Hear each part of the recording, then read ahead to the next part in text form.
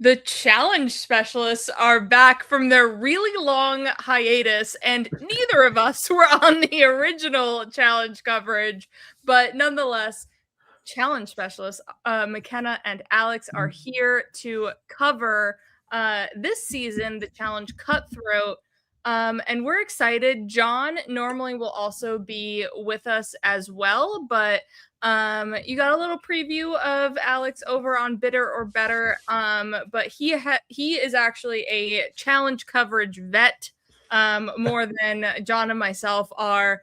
But yeah, so we decided, let's do it. Let's bring the challenge back to the specialists. And especially because Michelle is kind of a mainstay. We have Cassidy, Chris Underwood, Sydney.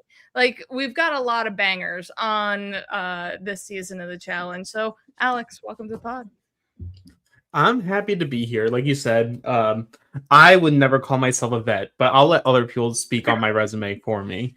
I will always allow that. But yeah, so like I sort of took like a Leroy version of a retirement after season 40. I was like, life got in the way. I just didn't have the time to do the podcast. And I watched 41. And the one thing I kept thinking about as we were going through 41, I'm just like, dang, I wish I was covering this. Like, this is the season I've been waiting for. Because like, I started, my first podcast was Total Madness. So season 35. Right. So I podcasted from 35 through Battle of the Eras, which for all you that are Survivor people that are tuning in, I too keep wanting to call it Winners at War. Battle of the Eras. So like I went through a time during the challenge where people who know me, I tend to be more optimistic. I'll give very bold and very real takes, but I'm an optimist for this show. I really love this show. It's very different to what you'll get from Survivor, Big Brother. I guess you sort of get into Traitors in a little, in a sense of like, you have these people that come time and time again, and you get to grow with them. And I think that's like something that's very unique about this show as opposed to any other reality competition show that you're looking for. And if you ever worry about like shenanigans on the challenges, like, oh, everything can't be by 1 second, don't worry. The show is labeled a reality show, not a competition show. Yes, we will have hijinks ensue, showmances galore, and we are ready for it. So we're just going to get into the cast a little bit here and talk about the theme. Cutthroat isn't a new theme to the challenge. They have done it one season prior, in season 20. So we'll go in for what we know about the previous season, what we've heard a little bit of the current season. And yeah, so let's get into it. I have a little PowerPoint here, and then, we'll get her going. So it's Cutthroat, and we'll go with the challenge vets first. So Johnny Bananas is our first one. I ordered them between gender and then most decorated. So Johnny Bananas is going to be our longest season, most win male on the season. His first season was Real World Key West. He has done 23 main challenge seasons with 7 wins. He's appeared in 11 finals, but he has a 50-50 elimination record with 30 overall eliminations. Insane. Yeah. And then I think his biggest thing with coming back to this season that I don't think I'm excited for, but his longest standing clip is Banana Backpack. And if you haven't seen that before, please go look at that clip now. Lego even made a version of this clip, but essentially CT, who we'll get to next, wears him as a backpack because of the rig, and after he comes in as a mercenary in Cutthroat. So he kind of got rocked the first Cutthroat season and now is back to play the second Cutthroat season. And man, you're a banana boy, So I am. please. I'm a talk- banana man. That's true. Johnny Bananas, unironically, is the reason why I became a challenge fan. Which is funny enough because my first challenge season was the comeback of Battle of the Seasons, which did not have him on it. Right. But I watched that season. It was fine. I ended up going back and I started watching like seasons that were close to that time. So I ended up watching Rivals and X's. And I see this guy who's just bombastic, does what he wants, doesn't care if the whole house is against him or not. He does care, but for the sake of TV, does not care. But plays big, plays bold. Also a Penn Stater, like myself. So I was like, this man is who I have to follow every single time. So as much as I loved CT as well, I was like, I can't root for CT because he's against my boy Bananas. And, I'm going to put some respect on the banana backpack moment. It was very close to the final. Replayed clips. It's the most replayed clip. History. He can laugh about it now. Like, he will make merch about it, probably, if he hasn't already. But he was getting ready for the final. He was dropping down weight. He was thinking he was facing his real-world castmate in Tyler. And they had CT just riled up in a cage out in the Soviet Union with the Czech Republic, eating raw meat and babies before putting him out there to then go against the person who he despised the most in Bananas. So there was a lot of things that had to go wrong for Bananas to be taken out. And it's also a fun fact, which I didn't realize until I was rewatching the season. This is the first time they ever did mercenaries as a twist in the challenge. And I think that's sort of like a game changer here.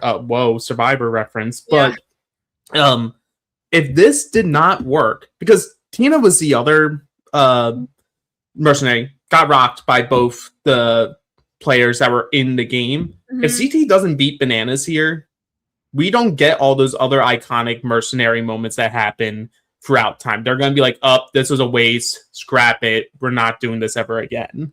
Yeah. But to speak on this season very quickly, because we have a lot of people to go through, I think this version of a season could be Bananas' best chance to get his 8th win because of the fact that this is a team format. Yeah, they're forced to work with him rather than him being the heel and your opposition. He's a good challenger, strong in dailies. He's just overall a beast at the challenge. And if he's on your team, you don't want to eliminate that, because then when it comes to the final, you want that workhorse. And I don't think he's ever in a final complained, been like, I can't do this. Like, he's always just taken the bull by the horns and gone after the final. So you want that guy on your team. His biggest opponent is himself, because he can't get in his own way of making a TV moment, or if he sees even the slightest bit of someone like not liking him, he will amp it up to 1,000,000. And if it's within his own team, the issue with this season is, depending how the teams are shaped up, which later on in this podcast, we have the expected teams. We don't know how they were made, but it's rumored this is what the teams shake up to be.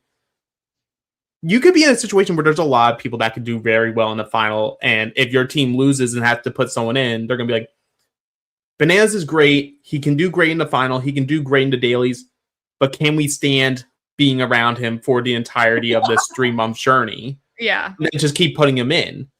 And like, there's other reasonings too. Like, we can move to the next person, like on your slide with CT. You're going to CT, yes.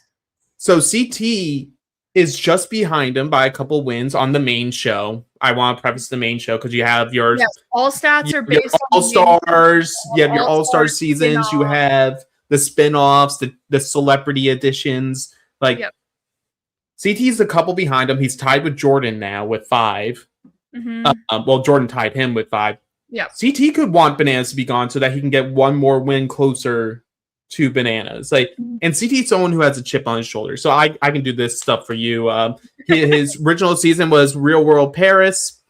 This is his 22nd season, which, considering his ban from the show, the fact that he's only 1 season behind Bananas is pretty impressive. Yeah. Has 5 wins, 10 final appearances. And he also has a 50-50 record. The issue is people are so scared of him that he's only been in there 14 times. Yeah. Was the mercenary in the first? Yeah, was the mercenary in the first Cutthroat season? The bananas backpack moment, and you have Dad CT now with his CT pro tips that he's been doing the last couple seasons. I personally think they're corny, but I love it's a challenge. It's a challenge. So good. So it's like CT pro tip: don't do that thing that you just did. All right, great. But CT is one of my all-time favorite challengers. He is just so fun. He is a kind of everything you want in a challenger. He's great at everything, pretty much everything physical. Now, this is dad bod CT. We have seen so many different versions of CT. It's insane. But currently dad bod CT, but still you'll be surprised what he can do. And then it can be volatile so that he can cause the drama in the house. And a bunch of people love drama with their reality TV. So CT is good for that. He's also just so kind and endearing too, where it's like, oh, that was really sweet. So he just really has an overall like great challenger or great reality TV personality. Also, if you're like, man, I've seen that face before, Traitors won the Traitors with Trishelle, another has been on some indie movies. Yeah. But CT overall is looked at as this big bad boy. You don't want to see him in an elimination because you're sure to lose. Obviously, 7 people have beat him, but he just is like feared in elimination, and he uses that tactic. Like, you're going to throw me in. Why are you going to throw me in? I'm just going to defeat whoever you put me against. So just save yourself the trouble. And what's good about CT and how he plays the game, because I think his strategic game gets very discounted because people think of him as like the brash, like I'll crack your skull and eat your brains CT. Yeah. But there's a lot of strategy within his mind, especially as he has gotten older, where he outsmarts the challenges, he outsmarts the players. But the one thing he does very well, as opposed to Bananas, is CT doesn't need to be the poster. CT doesn't need to be the leader. CT's very fine with just chilling and letting things happen, because he's like, if I can just fade myself back and let Bananas and Kara and all these people just like be loud in front of me, people are going to forget about me. Or if I'm in my dad bod version, like, people aren't going to be threatened by me. So as long as I'm not an anchor to the team, I'm not going to go down. So the positive about CT for this season is, while he may still be in semi-dad bod mode, there were a lot of videos getting posted before they allegedly went out to Thailand of him in the gym. There was a lot of podcasts out there about how the worst thing that 41 did was reawaken like the beast inside, where he now again has this chip on his shoulder. And that CT is a dangerous CT, because if he's coming in and already in the mindset of getting back in shape, we have seen this time and time again with him after his post DM 35 with Total Madness. He was dad bod CT, gets beat by loses to Jay, and then is like, oh wait, comes back, cuts a bit more, wins, and then cuts even further for the next season and wins again. So, I mean, I feel like we could see that, because he got like rocked in 41 of like, oh my gosh, CT is big. And then now if he's cut down a bit more, and then even still next season, I mean, we could see that pattern happen again with CT for sure. Yeah, his biggest obstacle is just coming to that realization, which I think he has now, of he can't do what he did when he was in his 20s and 30s of come in with a little more fat on him, like sort of like the Survivor strategy of like, you come in with more fat on you, and then as the season goes on, you let that sort of burn and burn off and burn off to the point where you get to the final and you're in great shape. He can't do that anymore in his 40s, or maybe not to the same degree. So if he has figured out a balance there, look, CT is one of the best challengers, period, end of story. He's right up there with Bananas in terms of daily strength, his puzzle strength. Like, he's going to be such an asset to a team if they're willing to just like cooperate. Yeah. So let's go to the next man, and it is Brad. His OG season is Real World San Diego 2004. He's done 12 seasons, has 1 win, 4 final appearances. His elimination record is 6 wins, 7 losses. His winning season is actually the OG Cutthroat. So he is coming in as a challenge champ for Cutthroat, which is awesome. I'm not the biggest Brad fan, but that would be so cool to get that, bookend a bit, because he's had a rough go of the challenge the last few seasons that he's played. And then he also came in as a mercenary in season 39, Battle for a New Champion, because he is a champion. They had to become a champion, you have to beat a champion, and one of them was Brad.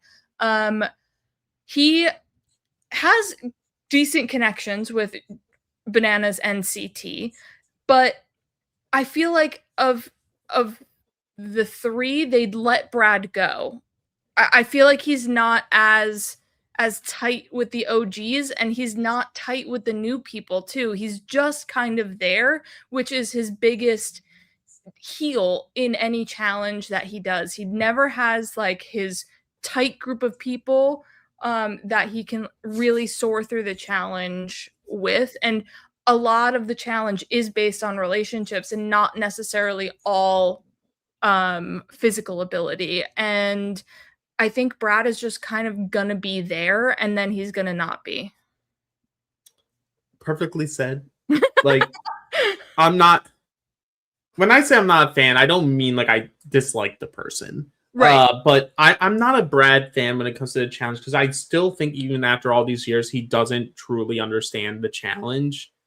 Like, does this man have heart? Absolutely. Is he a physical beast at his age still? Yes. Like, I see him train. Like, the dude's great. 1, lose the beard. Lose it. He brought it in All-Stars, and he's at least trimmed it a little bit. Yes, this lose the beard. I saw a picture recently from one of the Challenge Mania events that just happened like this weekend. Dude was clean shaven, and I was like, "Does this mean?" But look, this is a sports thing. Does this mean he wins?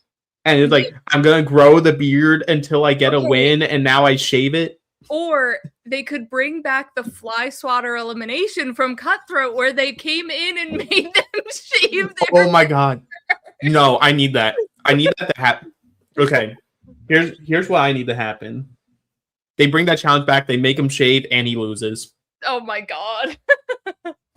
I need it. But he has heart. He's great at like the physical sense, but I think sometimes he thinks he's more of a leader than he really is, because he doesn't really take other people's feedback. It's more of like, why are you not listening to me? I know what I'm doing. And then they lose. And he's like, oh, I guess I didn't know what I was doing. Why didn't no one tell me? And I'm like, I just need this man to be a little more accountable and like aware of what's happening around him. Because he's going to come in, he's going to do the challenges, and he's going to sit back and think that like just because he's good at the dailies or something that his team's not going to vote him in. Yeah. He doesn't have the friendships this time around that he did in Cutthroat, the original Cutthroat. So I think he's going to struggle. I agree, but he's also not going to drag his team down. So like he might not be the first or second vote off his team. But I swear I know the challenge. We're gonna get the survivor out of you. What would be wild though is in the original Cutthroat, he throws Brandon in over and over because he's the least connected, and then he's the Brandon? Brad is the Brandon, and he kind of gets his comeuppance a little bit from that first season. So it could be. This is what I love about the challenge, people. If you need to buy into the challenge, because karma does come around on this show often, to the amount that it's scary how often you see it come back and haunt you. Exactly. So we just gave you like 3 separate things for Brad. Yeah. For Brad. Let's see what happens. All right. Let's go to the next person. Next we have Corey Wharton. his OG season is Real World Explosion. He has 10 challenge seasons under his belt, no wins, but 4 final appearances. His elimination record is 11-5.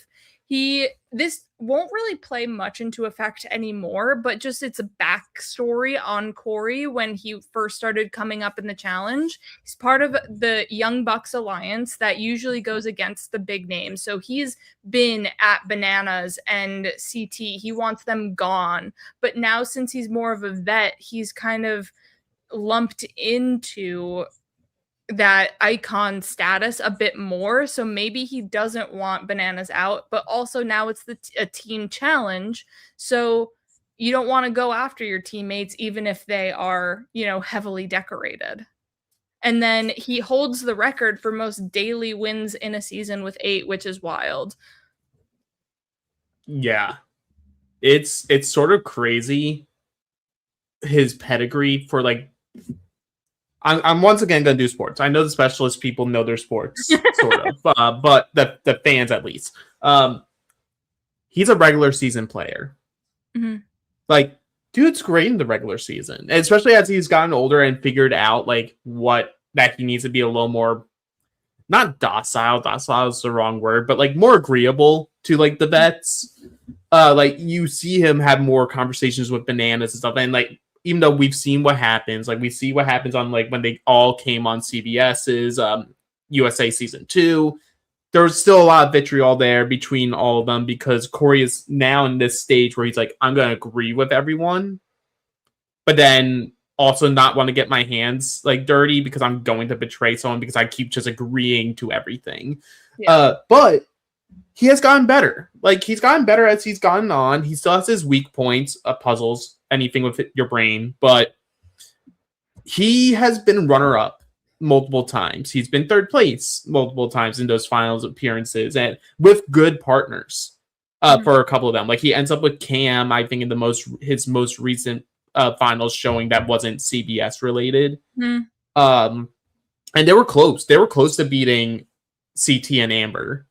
But I think a team format is actually the thing that he's been needing this whole time. And I hate that I'm saying this for a lot of people, but like him specifically, I'm like, if he can get to the end with a team that he can do a lot of the physical stuff. If you're looking at a puzzle, this dude's going to be there 6 months later, still not understanding how to solve the puzzle. Like, if you have at least one person there that has like semi-competent puzzle skills, this dude can help you get to the finish line.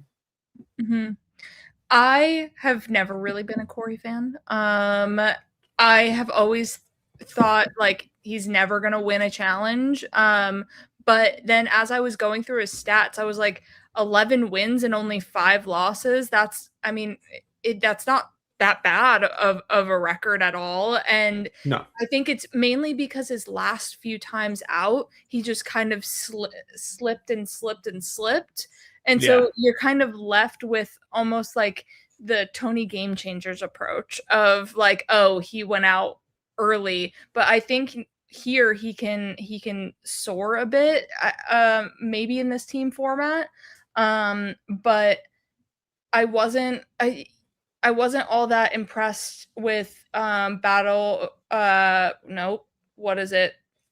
the Eras, yes.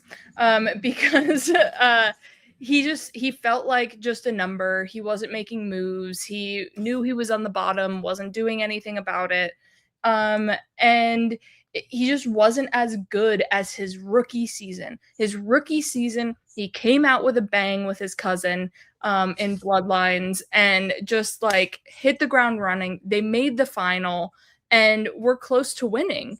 And I think it just hasn't gone up a lot from that, where I'm like, I'm expecting this young buck to come out and go, but he does now have more of that kind, caring. He's a father, which he wasn't in the beginning of his challenge career. He, every time he talks about, talking about his kids, and he's looking through all of his photos before an elimination, before a challenge, that always gets to me because it's just like, he's so sweet with his kids and everything like that. But I just don't know how much I believe in his challenge ability.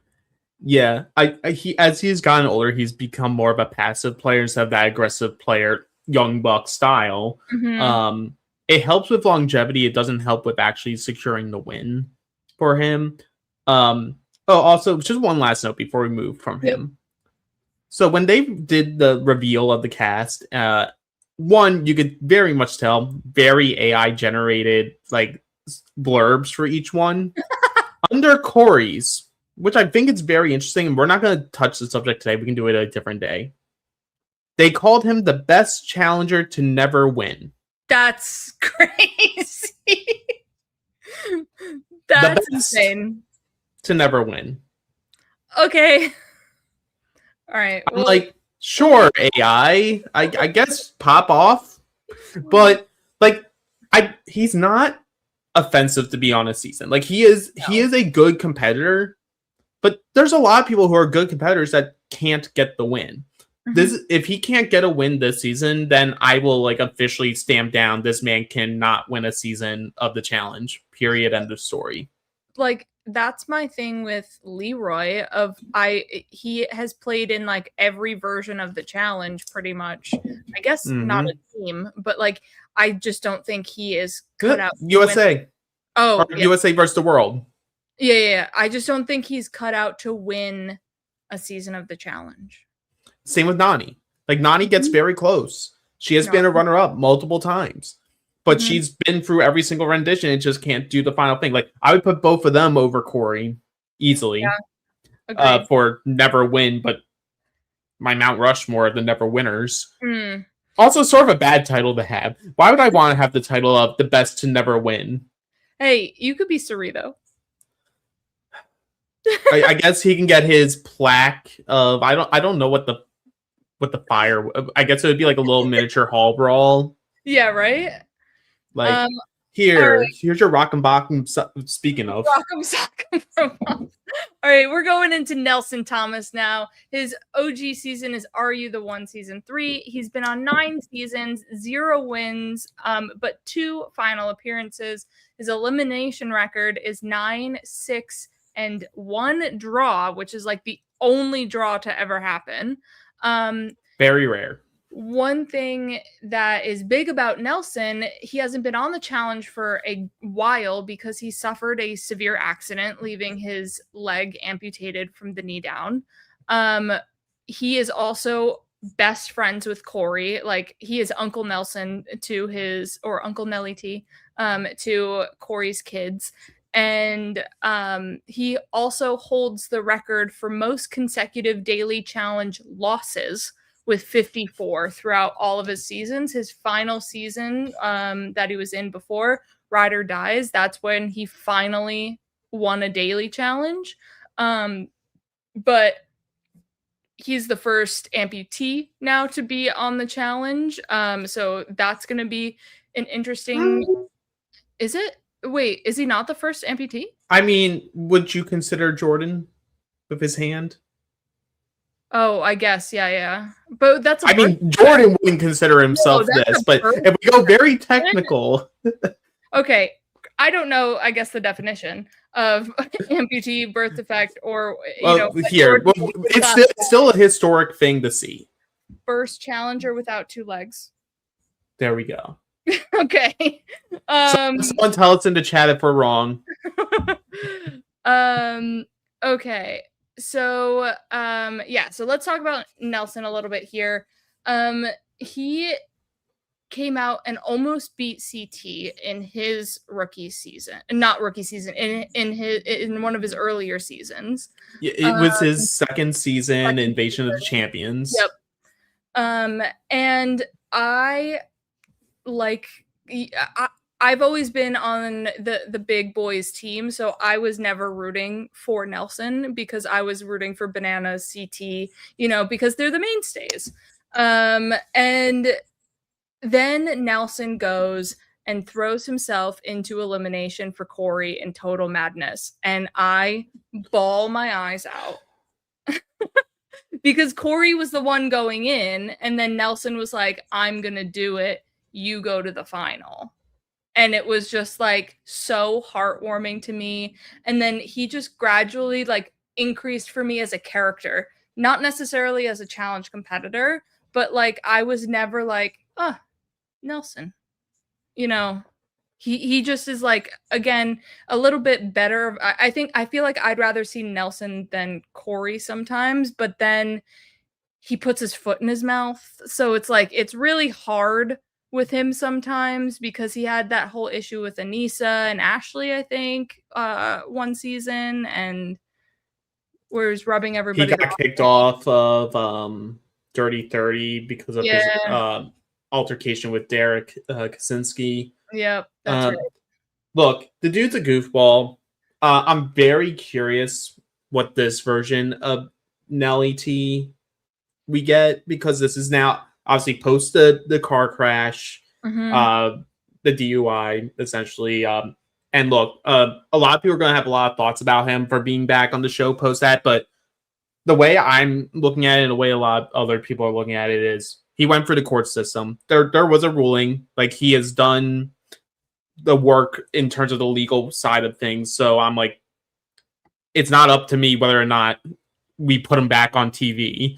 Obviously, Paramount sees value in what Nelson can provide to the show, and this is we haven't really touched on it. This is the first season that's not on MTV. It's not associated with MTV anymore. It's exclusively moving to Paramount Plus. There's value there. He's someone who will never win this game. He is, in terms of his pedigree and history, he is a Stephanie LaGrossa of the challenge.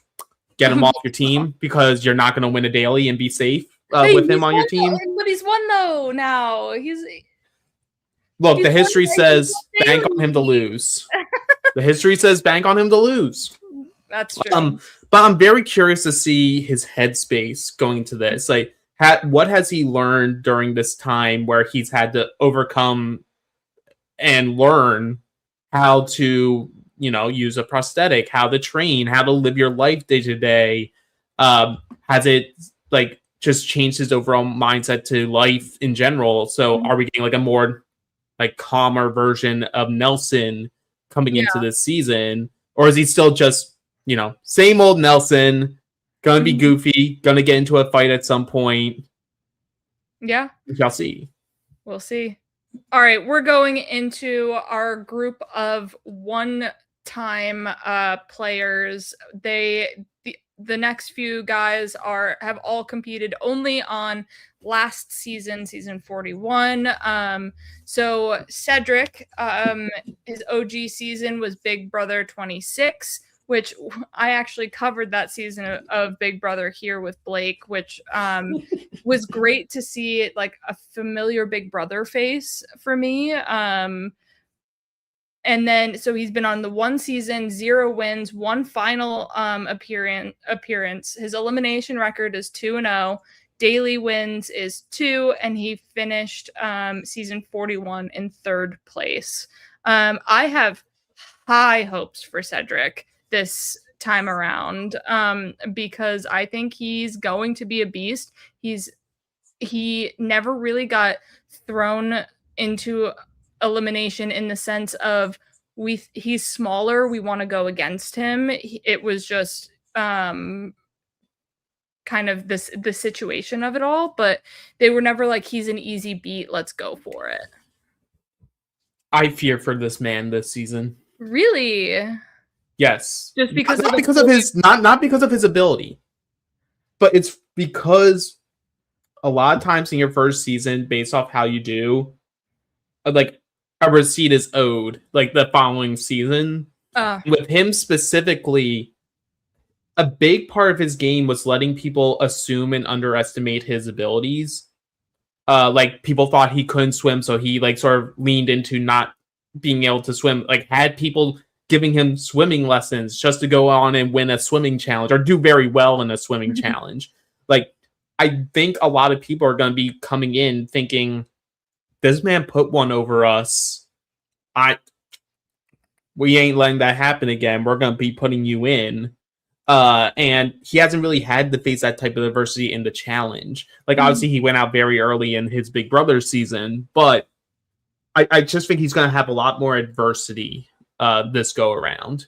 And I wonder where they would have actually placed had Michaela's ankle been solid. Not destroyed. Yeah, not in shambles. Granted, she still had to deal with the elevation gain with the mountain and everything like that, but I think it would have been a lot closer of a battle between first, second, and third with I was going to say, I think it's a battle for second. Still, but they could have overtook Sydney and Turbo at, their pinch point. Same thing. So, like, I wonder, he could be finished in second place, or he still might be third, but overall, I think he's going to probably get thrown into a few eliminations and come out of them being like, all right, and now what? Yeah, like, I think what goes against him is, especially with how some of these challengers will think, when it comes to putting someone in, they're going to look at him, see that he's, like, generally, when I say smaller, I mean shorter.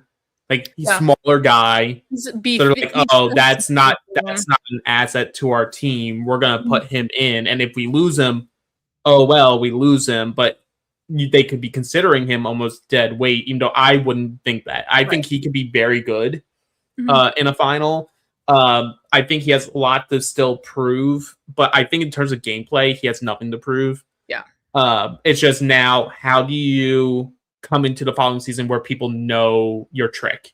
Yeah, he could be like, I'm a big dog, and then be like, over, you can't touch me, blah blah blah. But then he's like, he's only done one season. He hasn't been tested in all elements. He's been tested in one season's elements and done well. Yep. Now we're going over to Justin. His OG season is Cheer. He's been on one season, 0 wins, 0 final appearances, elimination record, 1 win, 1 loss, and has had 2 daily wins. He was kind of the underdog of the season. He was thrown into the very first elimination against Rogan, who is a lot bigger of a guy than he is, because Rogan wanted an easy beat. And Justin beat him and sent Rogan packing first. And then the last season had a twist of stake a claim, where you would battle someone for their partner. Someone chose to battle Justin, also way bigger than him. And Justin came out on top to defend his partner. And he is that underestimated beast. But at the same time, we saw Justin in a physical elimination against Cedric, and Cedric bodied him. Mm-hmm. So there are certain aspects where Justin is just very strong. He's not, your overall even-keeled character stat sheet. He has very high peaks and very, low valleys, I think, where if he gets a balls in elimination, he's not going to do well in it. Right.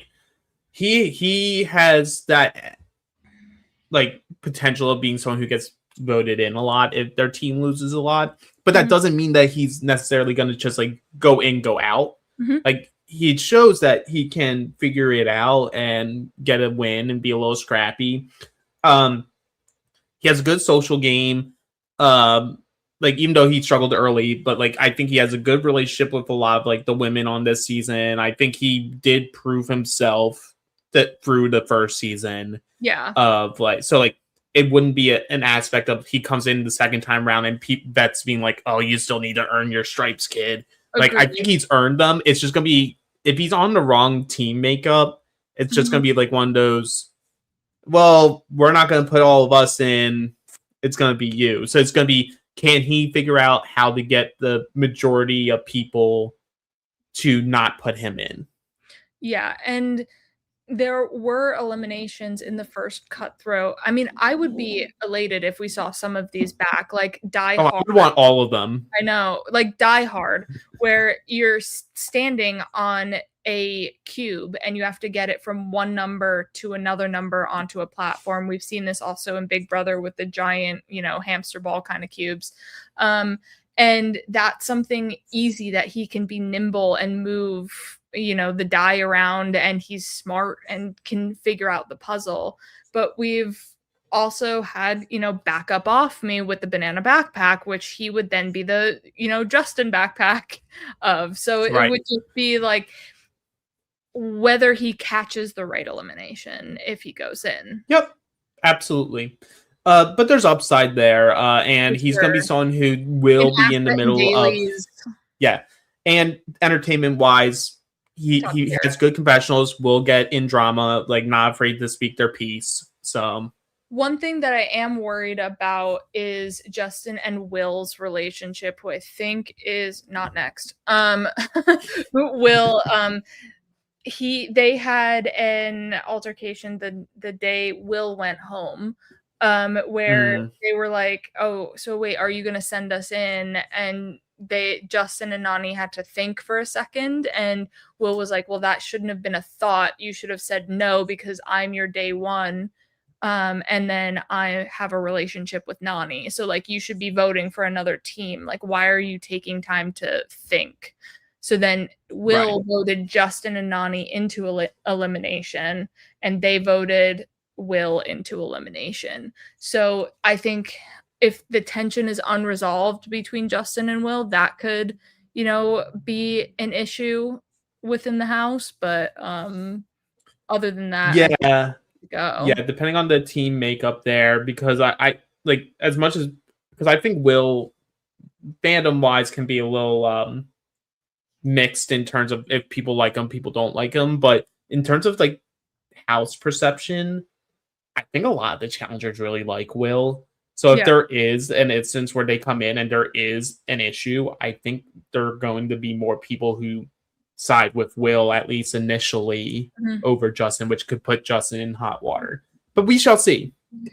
All right, we are going with Leo next. His OG season is Love Island USA 5. He has had the one season, no wins, 0 final appearances. His elimination record is 1 loss. He's had 2 daily wins.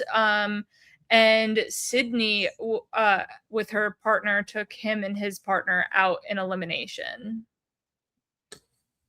Yeah, Sydney's sort of a badass for that. Yeah, it's true. No, but that could be probably not, because it's like everybody takes people out in elimination, but it's something of note because Sydney's in the house. Yes. Leo, I'm actually very happy that they brought him back. Like, I found him very riveting in the challenge. More so than he was even in Love Island. I know Love Island, he was a mess. But in this, I liked his approach. I sort of like, he was the closest thing we were getting to like Young Buck energy over, and like was very gung-ho on like, we are going to make sure that newbies are in contention to win this season. We're not gonna just play the veterans game. And was like, I wonder with this reignition of that energy, does it reignite Corey and Nelson back into like their old ways or something of like, hell yeah, it's our turn. We want the wins. And like get out Bananas, CT, Brad right before the final. It's possible. What I would really hate is if Corey and Nelson go to him and be like, look, kid, we love your energy. Even though when they say kid, there's like probably like a few years apart. We'd be like, you really need to tone this down if you want to, ride the wave and get close to a final. And if they do that, then they're dead to me. And they can lose and go home. But Leo, I think, could get in his own way. It's not the first time we've seen him get in his own way. He will be in the center of some sort of drama at some point. But I would just love to see him be able to back it up in elimination when it inevitably happens. Yeah. And for Blake, who just tuned in, yes, they put Nelson in this one, and no, they did not drag Anissa into this one. No, Anissa finally is getting a season off, and we all say thank you. Yeah, Leo is a hothead, but at the same time, he backs it up in dailies at least. But he was going against a force in Sydney and Turbo in elimination, and it's really hard when the two people you're going against are like some, puzzle genius who like he's like Rain Man with puzzles. I don't know. And then Sydney is a physical beast, also great at like overall taking, personal things out of Turbo.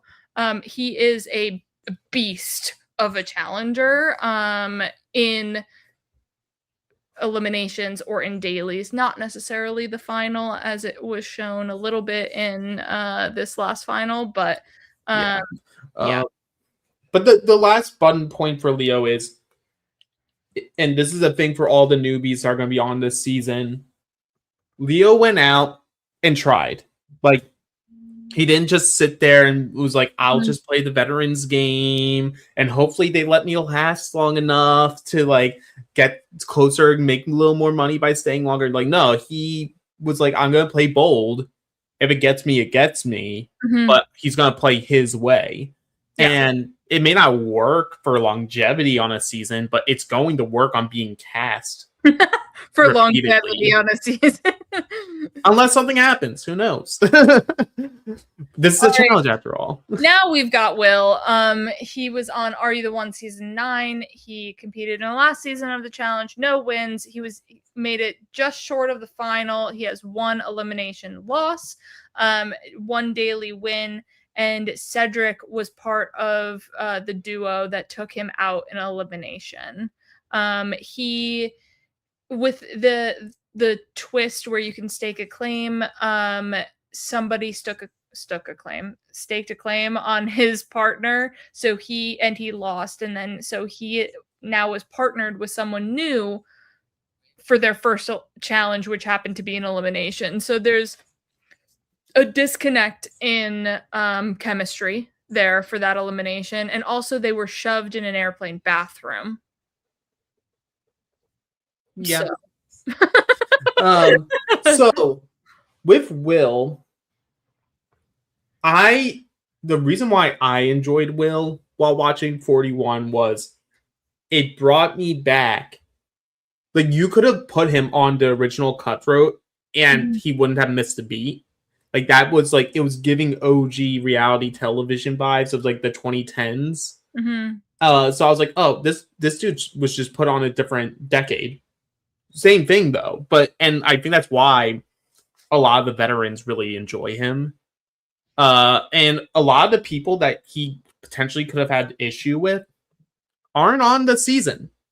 Like, he hooked up with every single woman that he hooked up to some level of degree with over the course of 41 and post 41 aren't on the season.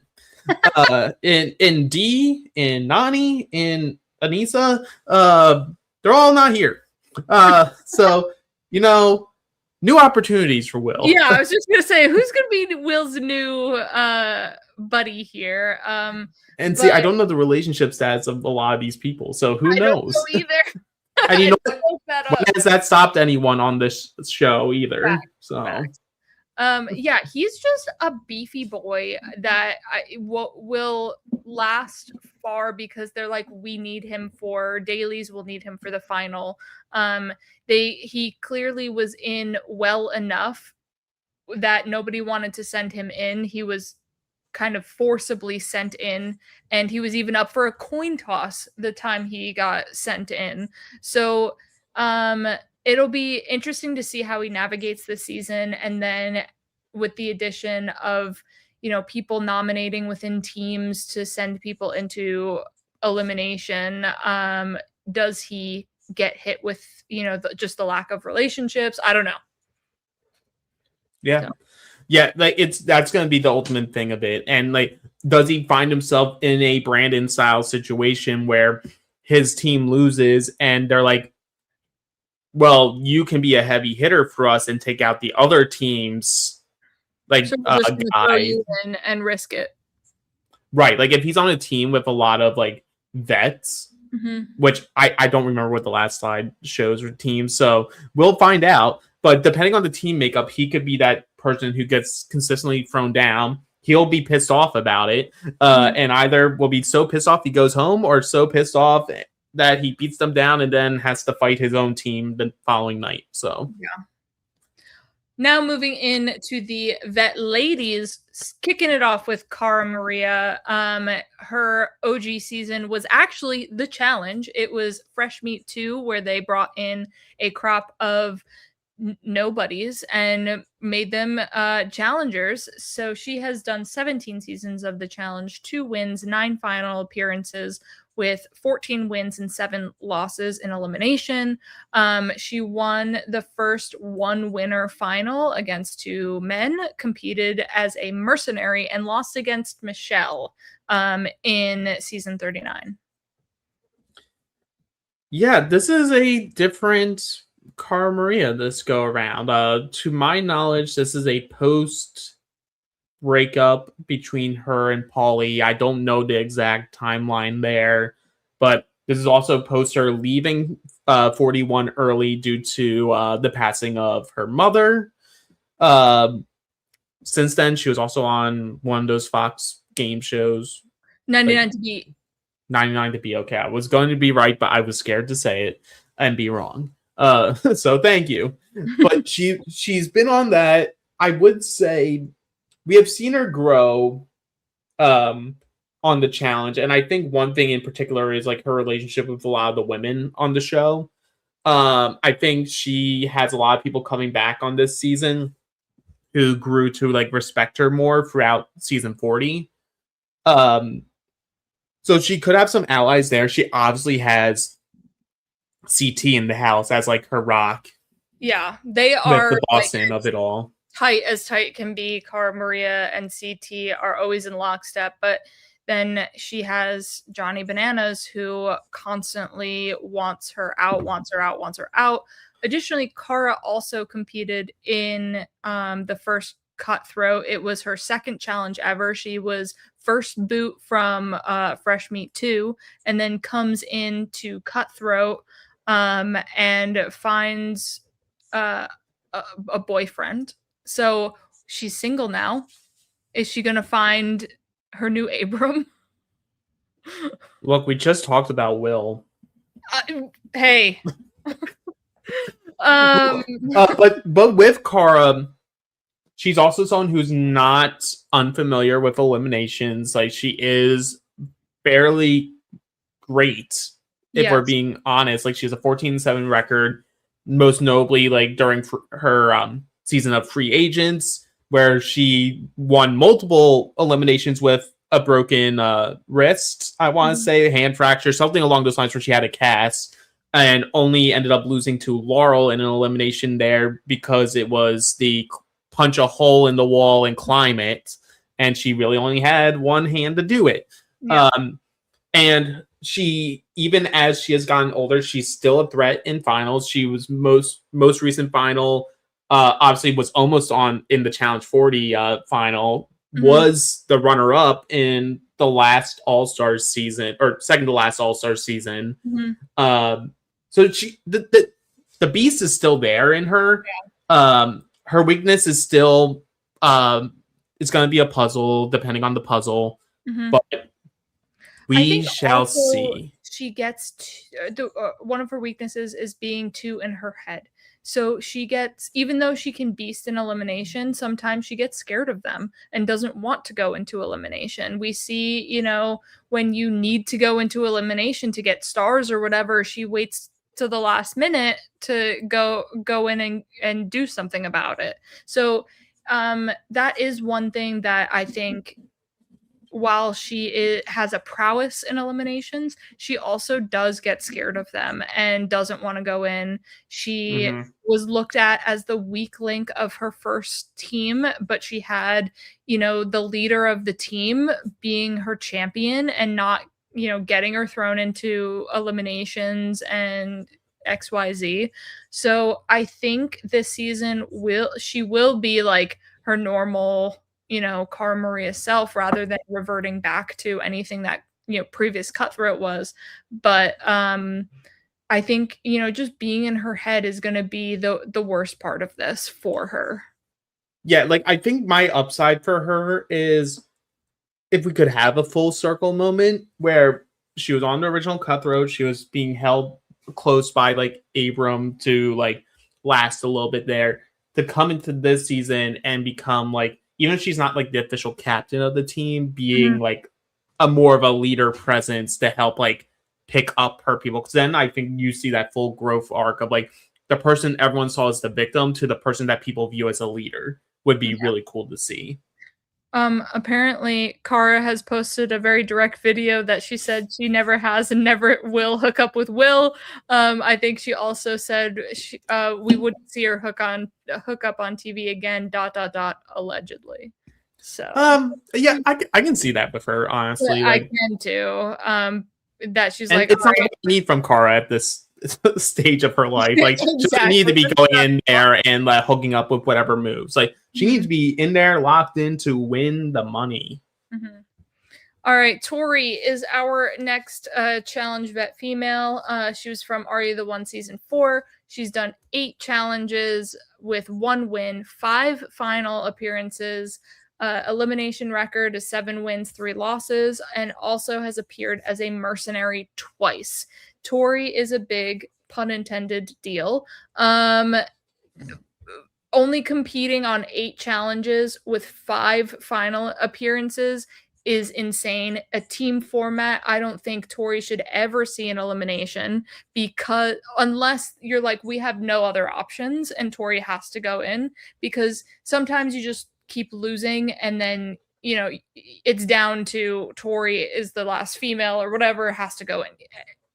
I think she in a team format is gonna be insane to get rid of, because she is good at what she does, and she was, in my opinion and a lot of challenges opinion, the rookie of the rookie of the year, her first season. We have Sydney, she was very similar to Sydney of just beasting everything out, and she did finally get her win, and now she can just kind of chill because she's not chasing that anymore, which is nice.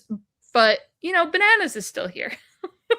Yeah, like, I'm very curious to see what their relationship will be like, because as much as a lot of them say like, oh, I really don't take it into the next season, like a lot of them do. It's always underlying in terms of like the tension. Tori also like actively took a break. Like, after season 40 happened, she was like, I actually need to step away from reality TV for a bit. Like, declined 41, stayed home, worked on herself. Like, so I'm hoping we see this season 42 Cutthroat version of her as like, okay, I was able to step away long enough, and like I do feel comfortable in myself to like step back in, because if she comes back in and she's locked in, they're like, and this is respect to card, no shade. This is the woman to be. Like, a locked in Tori is one of the most well-rounded challengers that we have had in the series. Because Like, she can win easily. Yeah, she doesn't crumble at any point. Like you were talking about earlier of like the main season, you're good and then you get to the championship or the final, and then you just kind of crumble and you can't get the job done. Tori will get the job done in every era of the game. Right. And like, I think she comes in with a chip on her shoulder. Like, obviously she was the most tired of the finalists in season 40 because she had to do the wading in water challenge against Cara, and it lasted like 3+ hours of doing that. And then you go into a final where it's majorly swimming, like, and remove karma points from the situation. Like, she was always going to be last in that group with how it was going. So I think there's a chip on her shoulder to prove that she truly is one of the greats and can win another final that isn't just her and Devin paired up together. Yeah. So like I think Devin not being on the season, if she can come in, work She with also the doesn't people. have Anissa. Like, she doesn't have her main people aside from Olivia's Michelle. not here. Like, there's a lot of has- people that she's good with that aren't here. She has So Michelle. if she can, That is going to be her number one because of Devin. And honestly, she has Cara. That's true too.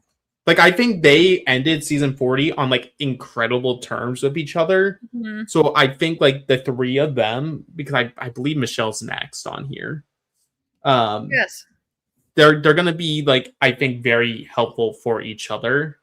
Mm-hmm. But I'm very excited to have her back. Yeah. All right, let's go into Michelle. Obviously, the specialist favorite challenger. She is from. Just don't look at her winner ranking.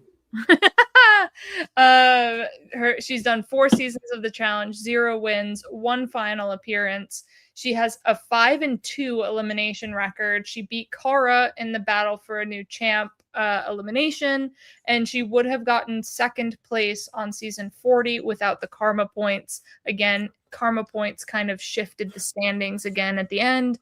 But Michelle has always surprised me on the challenge because she's thinner and small. She's not like muscle built out. Like, Cara is small but jacked. Michelle is fit, but then beasts Cara, she whatever she lacks in brute muscle, she makes up in brains, because the elimination she beat Cara in was moving a bunch of big heavy blocks and then doing a puzzle with them. And so while Cara destroyed her in moving the blocks, Michelle then was able to complete the puzzle with ease. So I think Michelle's social game, as we know, is impeccable. And she makes it deep into the game because she just runs the house socially. Now she has a few other survivors that aren't Jay in the house, which could potentially listen to her. I think this could be a really great season for her. She's also previously played with both Chris and Cassidy before, because of USA 2. We'll get to them, but like obviously we're not counting that in stats. Yeah. But even with that, every single season she's been on, she's basically improved her placement. Mm-hmm. Like every single season. And so by that metric, she's supposed to win this season. If she was going to get second, and like when I say like she got second on Challenge 40, like if one of the like checkpoints where she doesn't crash and burn and get 4th place, like if she literally, I think, got like any other placement on that, she starts out before karma points in 1st place. Like I think it's really close between her and Jenny, which is just to go to show like people are always going to underestimate her. But as long as she can choose to believe in herself, because that's her weakness outside just not being a bigger person, is she, which is funny because with her, Tori, and Cara, their main weakness is they get in their own head. And despite the talents that they have, they're like, oh, I'm not good enough. Like, I have imposter syndrome being here. When in reality, none of them should, because they're all badasses in their own way. Yeah. Her social game's impeccable. Her political game has come to match her social game. She's willing to cut anyone, even though she'll cry doing it. But, that's Michelle. Yeah. She's now been dating Devin for, like, a couple of years now. Like, I think, like, that we're going to see Devin on this season, folks. Like, we're going to see him at the very, very minimum in a phone call giving advice. If it's not her, it's going to be Tori. Like, that. So, like, her and Tori are going to be very close. Devin. Yeah. Like, I truly think she has everything in her toolbox to succeed. Again, another person who, like, can you squash the silly shit with bananas?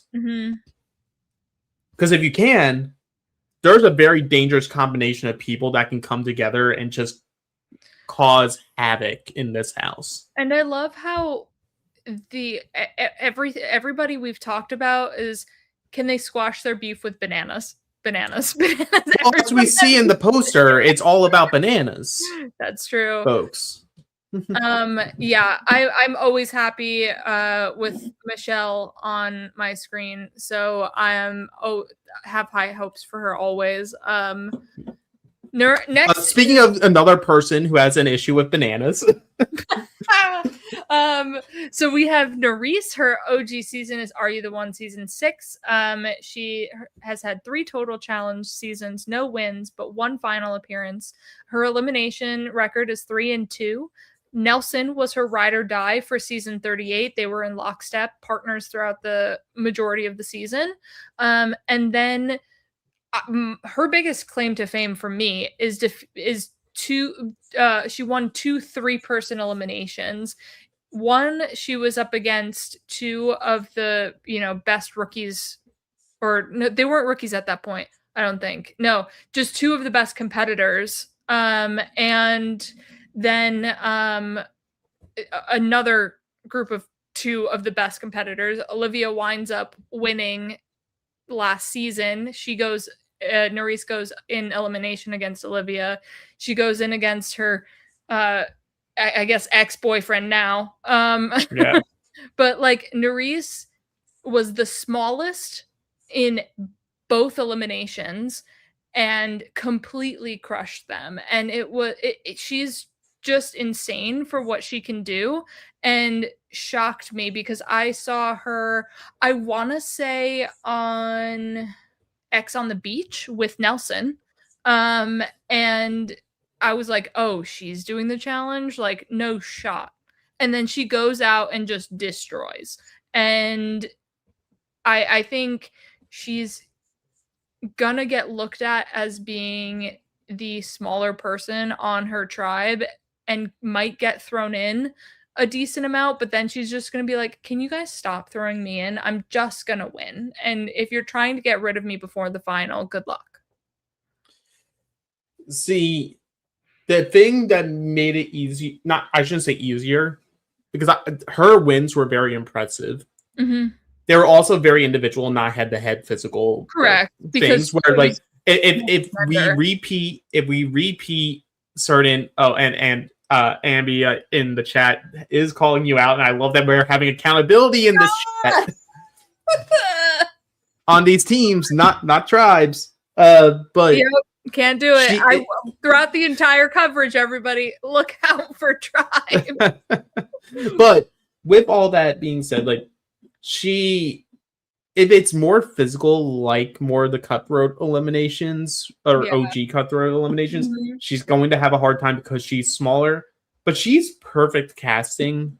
Like, when she was on Are You the One, that was when, like, we started seeing Are You the One people filtering into the challenge for the first time. I was like, well, if this is how the show's going, Nerys is an auto cast because, like, she has the personality, she has the fire, she's not afraid to fight with people. Like, there's so much that is great about her. Mm-hmm. It's just the issue is that she's so tiny that she can't really back it up physically, but really good in the final. Like, if in season 39, if it was a one guy, one girl wins, she's the girl that wins the final. Like, it wasn't close between her and then whoever came after her. Yeah.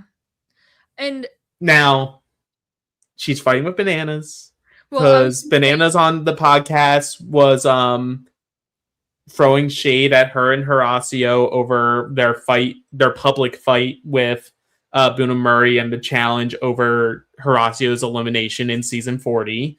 It's the speculation of why she didn't get a call for season 41.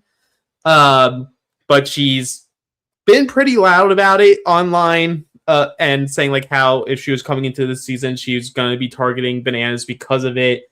And all I can say is if you're going to make those swings, you better connect. You better connect early or you're going to have a hard time. The interesting thing is I wonder how Nerys and Nelson's relationship will be throughout the season, and if one of them will be on blast because of the other one, because they haven't played a season since they were a team together. So it would be, I wonder if either of their relationships within the house affects the other one socially.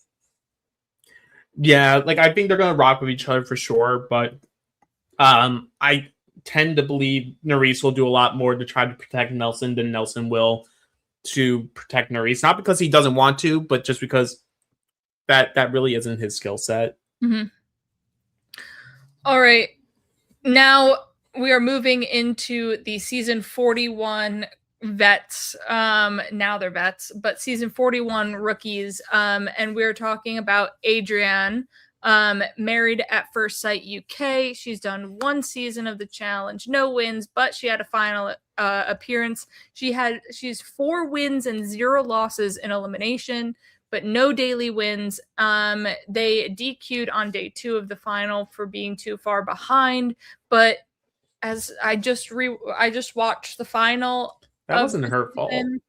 It wasn't her fault. Well, no, the DQing on the second day actually was, but because she had to do all the work the first day. But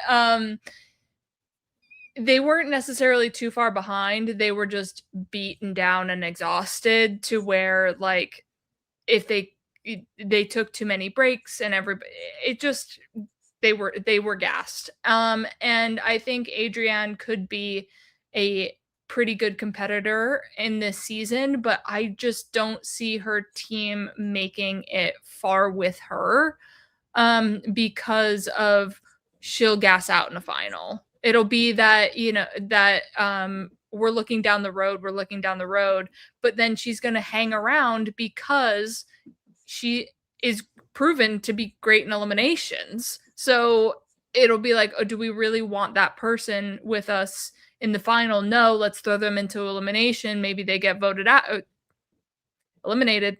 And I swear I have seen every season of the challenge twice. She has. I can vouch for this. Yeah, but we're on a Survivor channel. I get it. Yeah, but I just don't know her longevity with people fearing for the outcome in the challenge.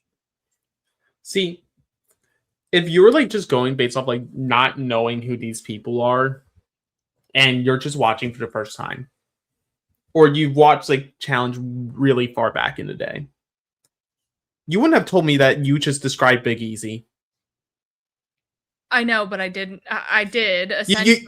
You essentially described her as Big Easy, and I'm like, I don't think that's true. But like, no, because like I get it all, but it's like, yeah, it's not the same, but it's the same, and it's like what I'm curious how the season will start because like OG Cutthroat started with a race, like they came home, ran or to the elimination place because we aren't allowed to use that word in today's times.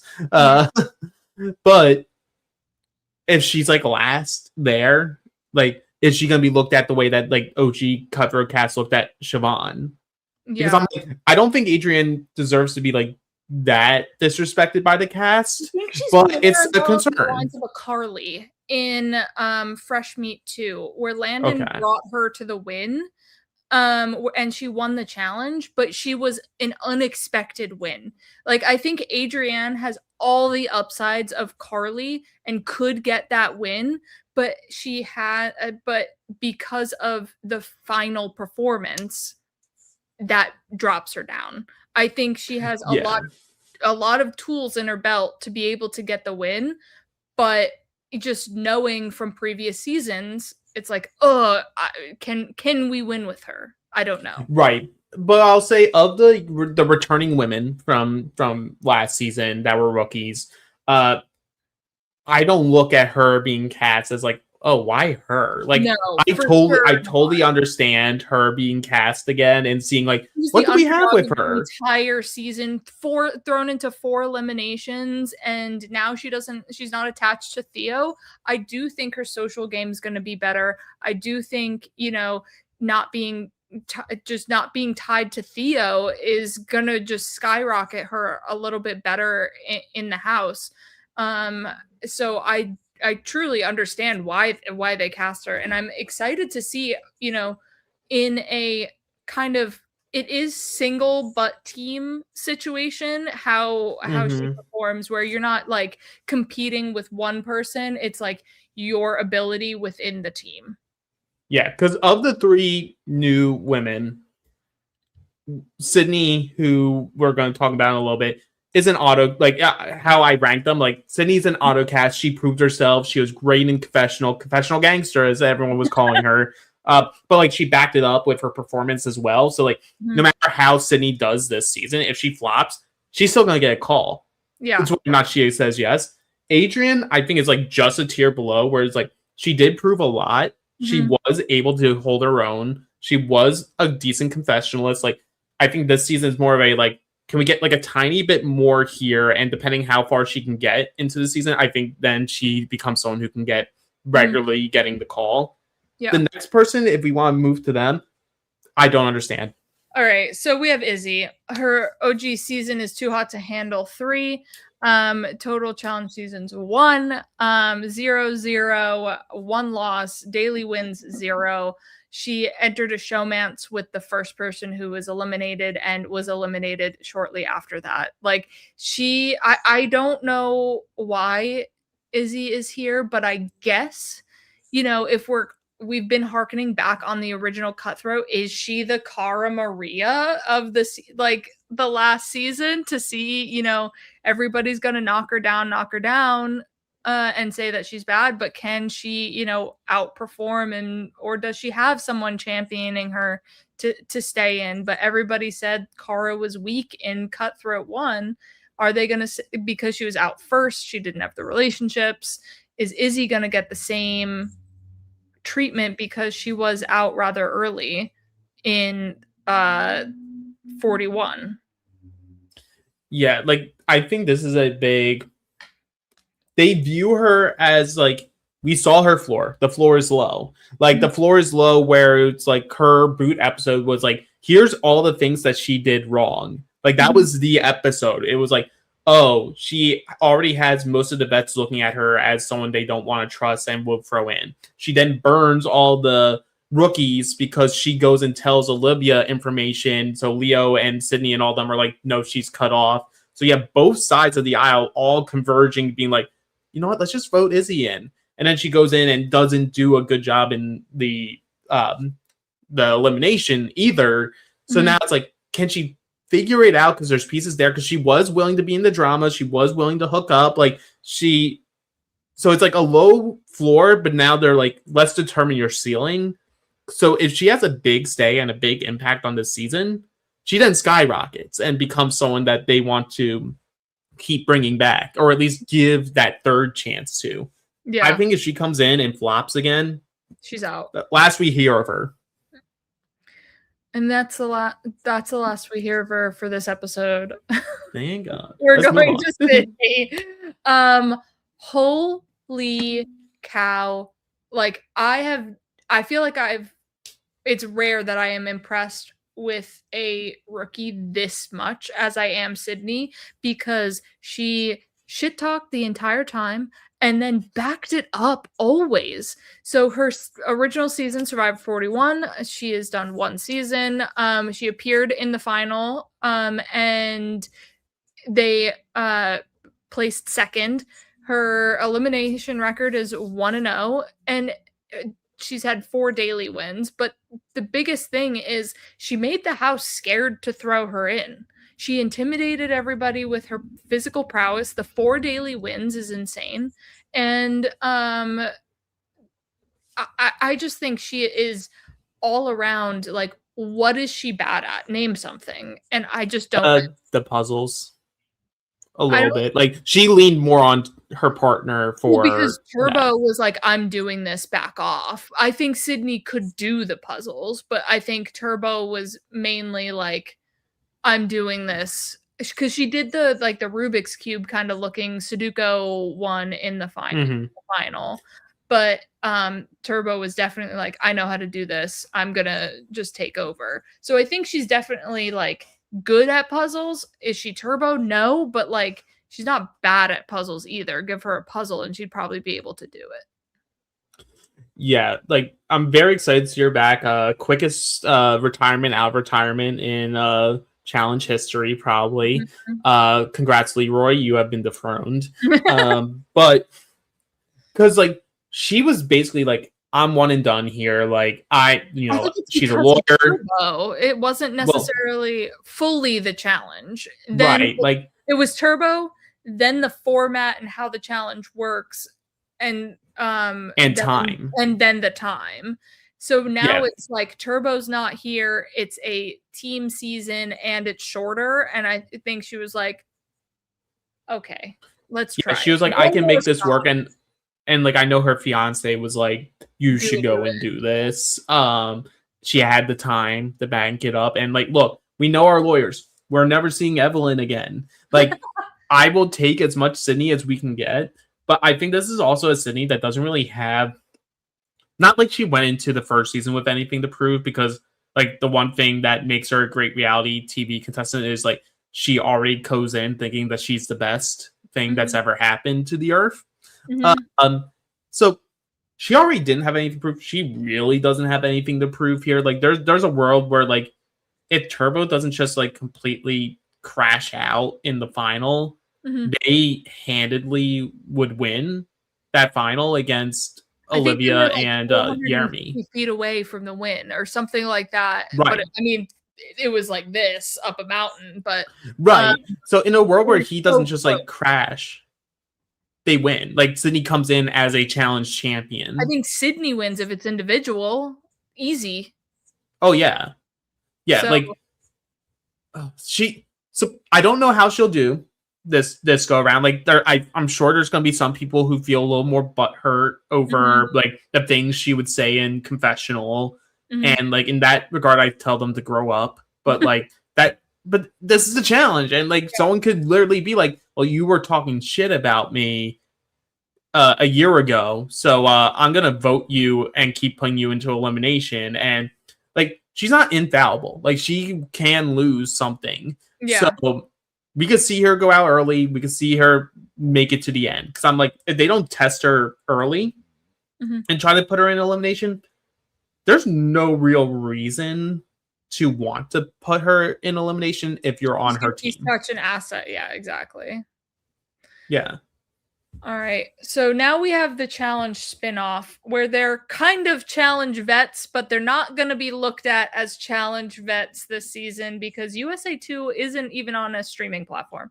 So, That's crazy to think about. That's not even on Paramount Plus. USA 1 is, or like World Champs is on, but not USA 2. Anywho. That's crazy. Cassidy Clark. We all know and love her from Survivor 43. She's been on USA 2. No wins, no final appearances, but she's 3-1 in eliminations. She's had 4 daily wins. This was also a team season, and she won an elimination against Michelle. And made out with her. I mean, if we get that moment another time, man, I was in bliss that episode. But anywho, I think Cassidy is going to be a great quote unquote newbie rookie vet. I don't know what to consider her this season. She overall is a solid member to have. I don't think she's going to drag any team down. It's just what relationships does she have, and are they good? Because I believe from a small clip coming from the season, it was like, all my relationships are bad because everybody tried to throw me in. So I don't know how socially she'll make it. Maybe she does better because now some people have seen her face before, but who knows? Yeah, and it's also like in like a very like niche sense, she's sort of a Cara Maria type. Where like she isn't your standard girl. Like I think she's a little more like out there, like to put it generally, and like she's an oddball. And I say that with love. Like I think she's a great casting like decision. The issue is that's going to put her in a situation where there's a reason she was put down 4 times, and like her strategic like game wasn't really able to be formed in USA, so she kept getting thrown in. She could fall in that same situation here. Yeah, I hope she doesn't, but I do unfortunately see this season not necessarily going her way, but the next season she comes into could be very good for her. But I can't picture her making the final for this season unless her team just wins out the entire time. Right. I think she, depending on like how they do the voting and all that, if it's original Cutthroat style, this next person I don't have as much fear for. But if there's like influence, if there's influence from like other people, these vets are all gonna want him out. Yeah, and out early. They wanted Jeremy out early last season. Chris Underwood is going to be the same thing. Obviously, Edge of Extinction. He did USA 2 and won it. He went in and beasted 4 eliminations and had 5 daily wins. And he is just going to be someone you want on your team for sure. I mean, he is just the record that he has, winning Survivor, winning the challenge, winning 4 eliminations, like odds are if you throw him in, he's gonna win. He has a perfect record so far with eliminations. So why even toy with that? Yeah, and it's like as much as a win is a win is a win when it comes to your elimination, it doesn't matter who you're going against. He faced like competent competition in his eliminations. Like he faced an in shape West, like he and sent him into retirement for better or less. His issue is always going to be his strategic game because like he sort of tries to go out and do like these like harebrained ideas without really like getting any advice from others, and it gets a lot of him and his allies in trouble. That's why he ends up going into eliminations 4 times basically in a row. Yeah. Because he was in a decent spot prior to that moment where he was caught trying to like have his hand in both the cookie jars, and the vets were like, "We ain't having this. We're gonna keep putting you in until you go home." And unfortunately for them, he didn't go home. Yeah. So I think that's the only issue he could end up facing on this season is if he tries to like outsmart his team and try to do something that they would deem as sneaky, then there could be a moment where their team goes like, I don't care how much of an asset you are, like you are trying to play games with us and we're gonna not have it. Yeah, I mean, we are, at least John and I are always pro Chris Underwood. More than I'm pro him on the challenge.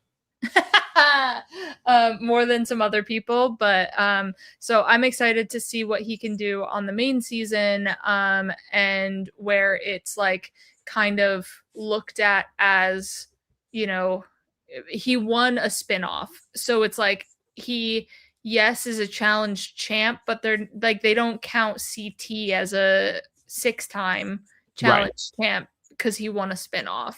So they're gonna look at him as a rookie, but then be like, oh, we don't want him because he won a spinoff kind of thing. It's not gonna work for him.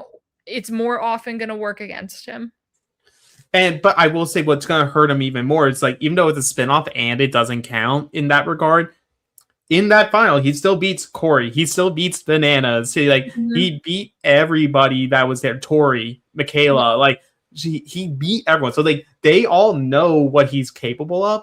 And what's really cool about him and Cassidy is I don't find it a coincidence that the second MTV, or it's finally not MTV and it's now on Paramount, that they get the call. Like True. I do not find that a coincidence at all. Like I think now that Paramount is the home, these are 2 people that could be here to stay and become regulars on the show. Love that. All right, going into our crop of rookies, I feel like we won't have much to say on some of them, but Nonetheless, That's fine. persist. All right. Earn your stripes, kids. We're going to start off with Annalie. She was in the Amazing Race 35. She placed 4th. She won 2 legs, competed with her father. They survived a U-turn, and she was also on the floor but failed to defend her category. So just to be on the floor, I feel like you have to have some form of trivia skills. So I feel like her trivia skills, though she lost her category, are going to be miles above anybody, any challenge vet for sure, because trivia is TJ's favorite challenge. It is one of my favorite challenges. And to be on a trivia game show takes guts. And I feel like she'll help her team if that does arise during the challenge. So I obviously, as you know, and the viewers will now know, Amazing Race is not in my bag. I know nothing.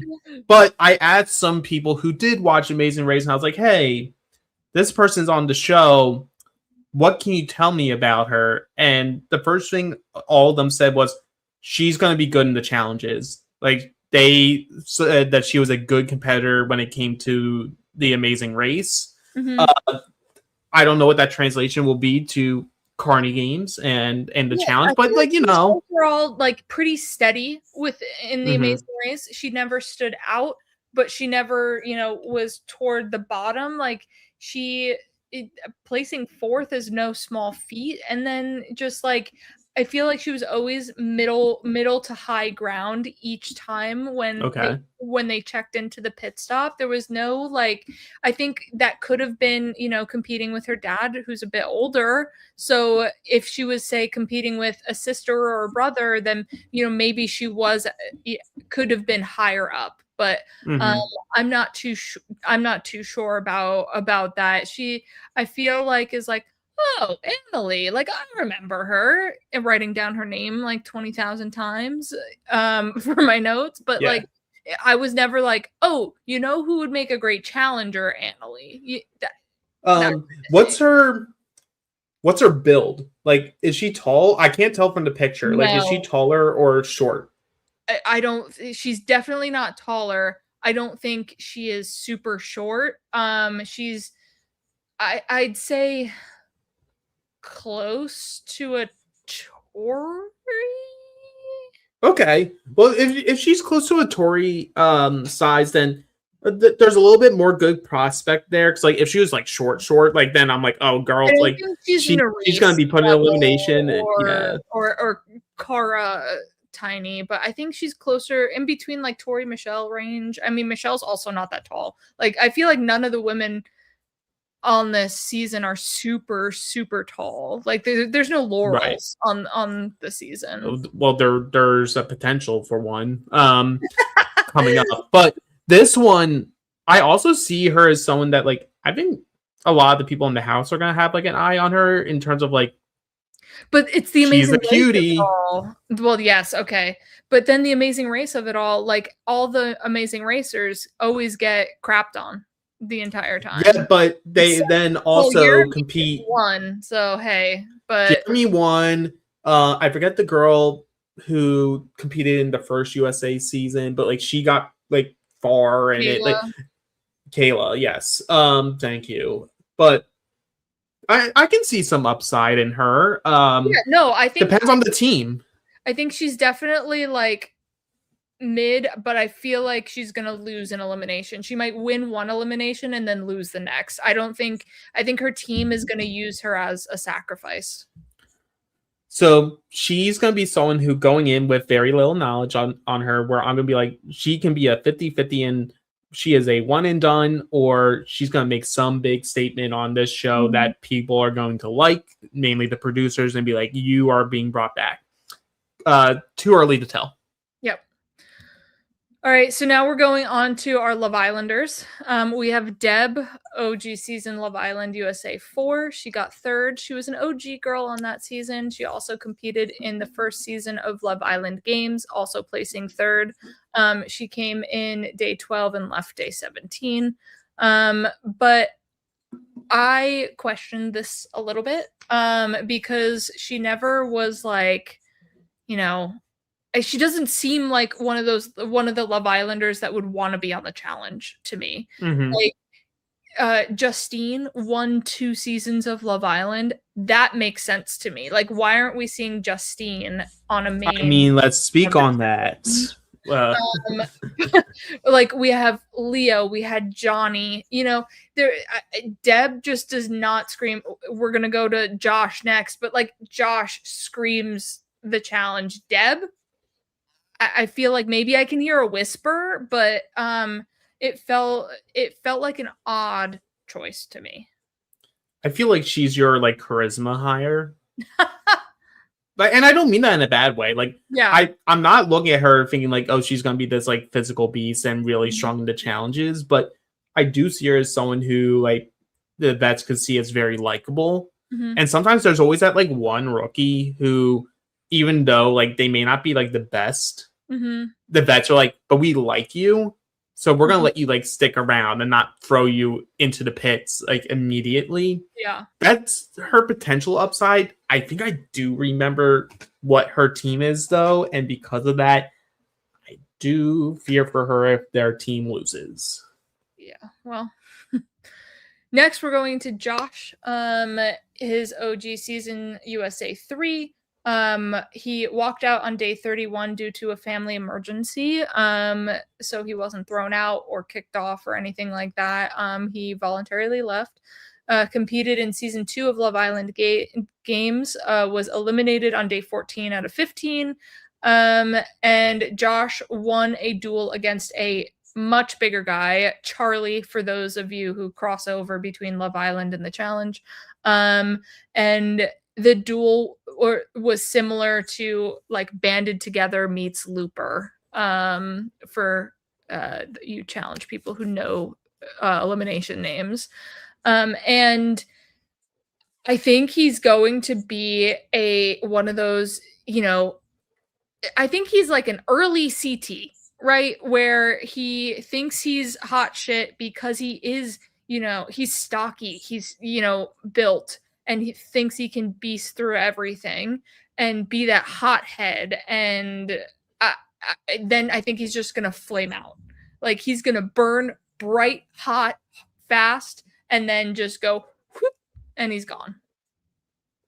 Yeah, like challenge build wise, like if you wanted to make like this is the type of guy that would do that's well. The thing. He's on the shorter side, but he's like pretty built out. Right, but like it's not. But it's like Bananas. Bananas isn't tall, but like I would say Bananas always like, especially once he got into like free agents era, was like that was like the body type that does well in a final if you can get there. It's just about getting there. Yeah. Because I definitely see him as more of a hothead. Yes. Like when you talk young buck energy, like he's gonna be young buck energy of like I can beat any of these people, send them to the retirement home. Like I think he's gonna be in contention for the guy's side of like hooking up with people if there are people that are hooking up this season. I just don't really have a gauge on him. Like I remember seeing him on Love Island games and being like, okay, like you're like a little interesting, but like not like oozing charisma through the screen for me. I think what his thing is in Love Island games, he was vying for the, you know, the it girl, and then kept losing the it girl, and he was pissed about it. He, you know, wanted to be coupled up and partnered with her, and he kept losing her, and was like, finally, I'm with the best of the best. And then, you know, gets sent home. But okay, I do think that I think he gets a little hurt when, you know, his girl is wanting to, you know, explore other options or something like that. So if he finds someone and she goes on to the next, he's gonna like not be happy. If someone leaves Josh for Will, it's gonna be insane. And I'm gonna give you one step further. If someone leaves Josh for Bananas, and we have a repeat here, and you just have Will on the side being like, I knew this was going to happen again. We could see some chaos there. I would Josh say is definitely going to be the hothead of the rookies. Yeah, and I would say his upside, if he does well enough on this season and keeps his nose clean, um, to the point of being brought back, he probably has like Hunter upside. I can see that. I would say that is very similar because Hunter is also kind of short, but he's built out. I think And a those are hothead. very similar. Very similar. Yeah, so I'm gonna leave it there with him, and we can move to the next See. person. Well, hopefully he doesn't break his hand. All right, Well, Keanu. We haven't seen someone this big walk through the doors since Vessel. yeah, Keanu is huge, and I think that's just gonna force him in the you're automatically safe kind of situation. But because it's his own team voting him in and not other people voting him in and potentially them going against him, I think his team could vote him in to be that, shield. If we think of physical eliminations coming in, he's just going to body the other person. mm-hmm. But his OG season, Big Brother 27, placement was 5th, lasted 77 days. He has 1 HOH win. He was nominated 8 times, 3 POV wins, 2 blockbuster wins. He won fan favorite. He's the first American house guest to veto off the block for 3 weeks in a row. And he's the only male that season to win the power of veto. Yeah. He spent the entirety of his time in the Big Brother house talking about how he wanted to be on the challenge. So congrats, buddy. You're now on the challenge. Earn your stripes. Yeah. Competition wise, he could do very well because it wasn't just the physical stuff he was good at. Like some of the blockbusters that he ended up winning were like more mental and more puzzle oriented. So like I think competitions he'll be at least average on most. His strategy game is bad. His reads are bad. So I've watched like half 1/3 of his season, and I just remember his social game just being non-existent. No, it was non-existent. He tried to be strategic, but because of his blind spots that he had to so many people who were actively against him, like there was just no traction for him. So like I would need to see improvement there coming into this. And I also think that despite him potentially looking like an asset, that because of that, I think he's going to just be someone who gets thrown in. Like, I think he could be a Brandon on a team. I think we have to see if the muscles are muscles or popcorn muscles too, because I feel like the Big Brother challenges cannot translate. He won 5 challenges within his season, which is great, or 6 because HOH, which is great. But also, Big Brother challenges are, how far can I throw a ring? Meanwhile, like, can Keanu look the part and show up the way he does? Right. Like, you assume he is going to freight train through everything, but then does he get gassed out immediately after? So like you have to kind of test his ability in the challenge because it is endurance, not just brute force. Yeah, exactly. That's why if I was a vet, he's someone who I wouldn't be scared to like put into elimination, because like I would like when I say like an earn your stripe mentality, like this is where I would be like, okay, go down there, prove it to us. Because if you can prove it to us, I'll rock with you. Yeah, because I know that you're about that life. Yeah, now that I'm talking about it, like maybe I do worry about him in a final where he might not have the endurance that we might think he does because he's just bigger. Right, like I do not know anything about his cardio. Like obviously I know that the dude's strong as anything, but strength only gets you so far. All right, we are going into Riley. I really tried to find some more bullets here, but I don't have anything. She was Big Brother 25, placed 15th. She played 16 days. She was the first HOH and then proceeded to be the next one evicted the following week. So I even watched the season because that's Cerie's season, and I have no idea who she is. And so that's why I thought it was an odd cast, because if she was the second boot of the season, and I don't remember her, and she was the first HOH. Usually you remember flame out HOHs, but do you have anything? Yeah. From what I can recall, she won something that in terms of Big Brother was more physical for the first HOH. I think she spiraled a little bit while in the HOH and like made her alliance like pretty clear to the house. To the point where everyone was like, oh, well, we should take her out then if she's already showing like she has these numbers that were or were not real, who knows? But she ended up going home because of that and targeted over her other allies because of that. She had a big advertisement for our podcast that never happened. Look, I don't understand the casting, but we have seen people who were early boots who ended up being put on the show. Cedric was an early boot on his season. Like, I'm pretty sure he was the third boot. Yeah, that's true. But he had, like, I remember Cedric is the thing, though. Yeah, but I would say the typical person may not have, though. Like, I think there's a good chunk of people who watched Big Brother who I guess saw him on the cast and was like, let me remember who this person is. Yeah. So we'll see. Her floor and ceiling are a mystery. If she goes out early in this too, she's someone who I expect to be a one and done if she just comes in and goes out.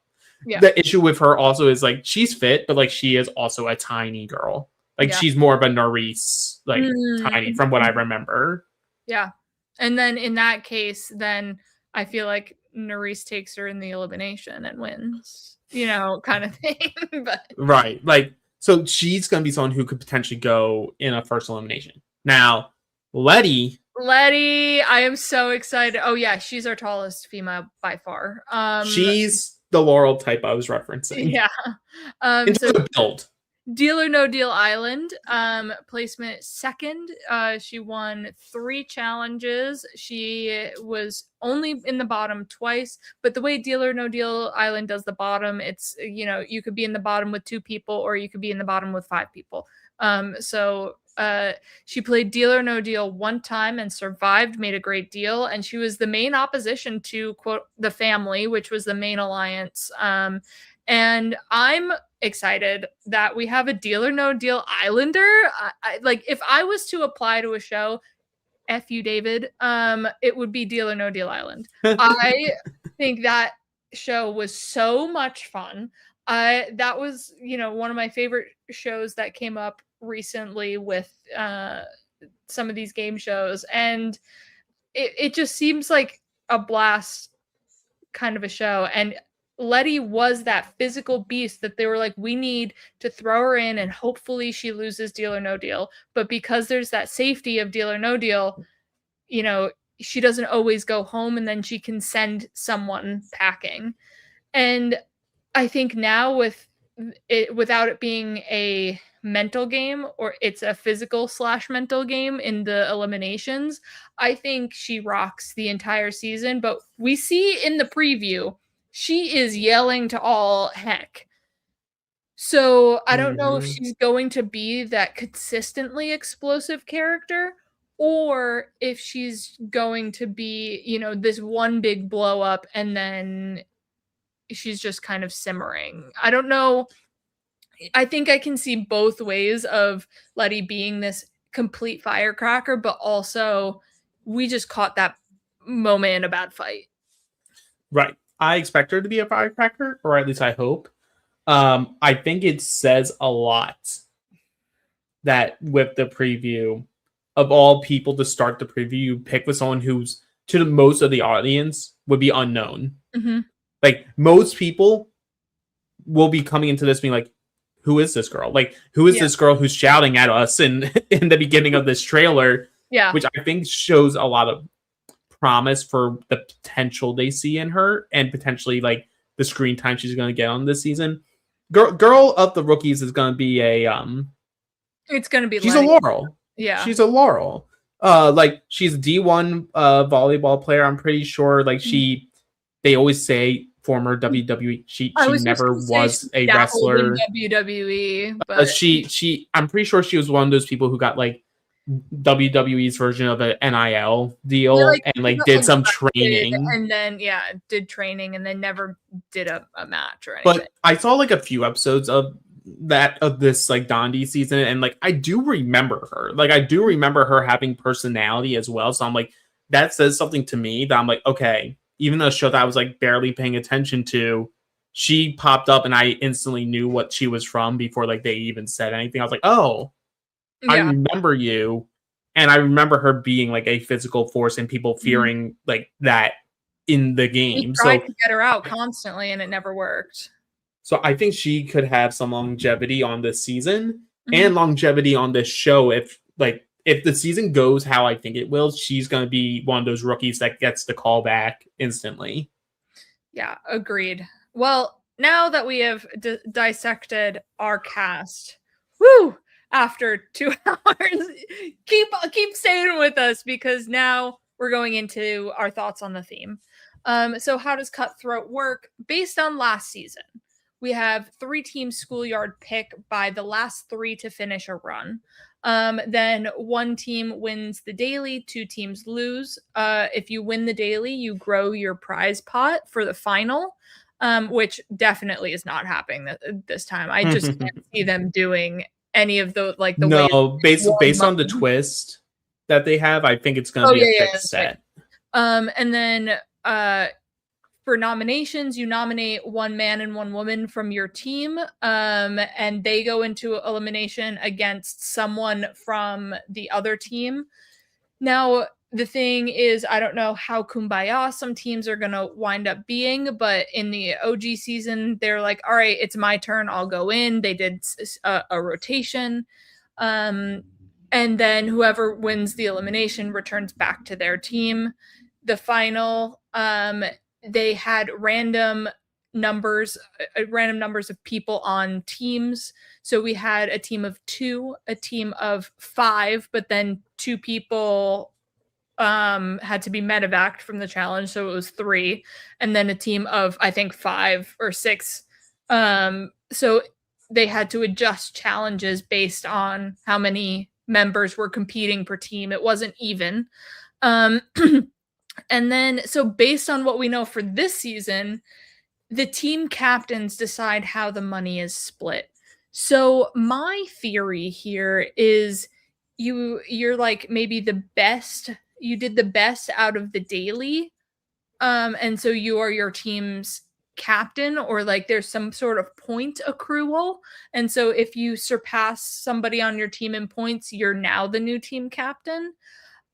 Is what I thought it could be, where there's some sort of a point system within your team, and that's how the captain is determined. And if you're just good, you're the captain, rather than social. But again, the captain, they could nominate 1 person to be captain, and then they have to throw in the 2 people into elimination.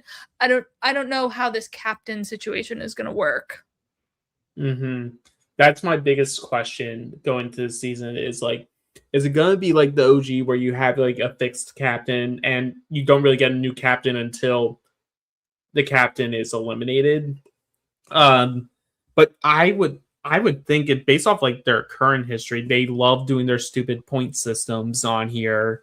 I don't know how they would attribute it into the dailies of like, oh, well, you did this much, so you get this amount of points or this amount of points. But like there has to be some sort of mechanic within the season that either allows you to gain control of the captainship at any point, or is it just as simple as a vote? Well, we have to eliminate someone and then there'll be a vote over who the new captain is. But given the twist that the person that got thrown down into elimination, that's the new captain, and then it saves them from the Brandon effect of like almost like a star method in like the All-Stars, where like you have to earn your star, like earn your captainship by being put in, or like some of the original seasons where the captain always was the one who got thrown into elimination if your team lost. Obviously there's mechanic issues there, so I don't think that will be the case. But I'm very interested in this, and I think this twist also is what I was like hinting at with a lot of these people of how are you going to work amongst your team? Like you could be a very strong team, but for example, if you have Bananas on your team, what are you going to do to undermine him throughout the season to ensure that he's not the captain? Because your biggest fear is going to be that He's going he to take the sees money this and twist. run. He sees this twist, and the producer in his brain is going, well, you want someone to go to the end with their team, however's left, and go, I'm just going to keep all the money to myself. Bye. Yeah, and he's proven to do it once before. So, like, that is smart. Do we get rid of, Bananas before he can do that for a second time? Probably should do that. But again, he is an asset to your team, and he will make that known. So I'm excited to see how this is going to work, because the captains, quote unquote, for the OG season is the people that were last in the run. And so after that, the kind of captaincy dissolved, because we see some captains go home early as well. But I wonder if they start out as the captains, then we see, the eliminations is you're a captain, or I don't know. Right. But that's essentially kind of how Cutthroat works. And I wonder if they are going to change up, the elimination style of voting within your team. I don't think they should, but because no, I think they should keep that. But with all that being said, in terms of the captain stuff, our last thing on here is going through the speculative team breakdown that a lot of the channels have put out there. Clarifier to the group who will be watching this podcast or listening to it, wherever you do listen or watch this podcast. I, McKenna, John, we all do our best to avoid as much spoilers as possible. The only spoilers I've ever let anyone share with me are anything about format, nothing about eliminations, nothing about ejections, nothing about placement. Yep. But based off what I was given, the wiki also has them on whatever tribe. I just didn't team. I just never cross-referenced with the graphic, which should have been something that I should have done. But that's fine. We can ignore the colors.